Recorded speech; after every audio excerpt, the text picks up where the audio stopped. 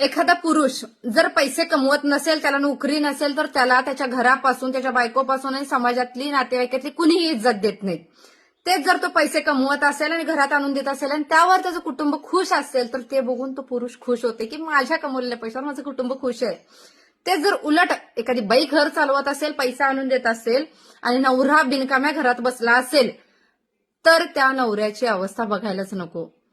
त्या बाईच्या नजरेत त्या नवऱ्याची काहीही इज्जत नसते. त्याला मान खाली घालून सगळं सहन करायला लागते. एखादा ज्या वेळेला नाही का बायको पैसे काढते पर्समधले नवऱ्याच्या, तर त्यावेळेला तर तिचा हक्क असतोय.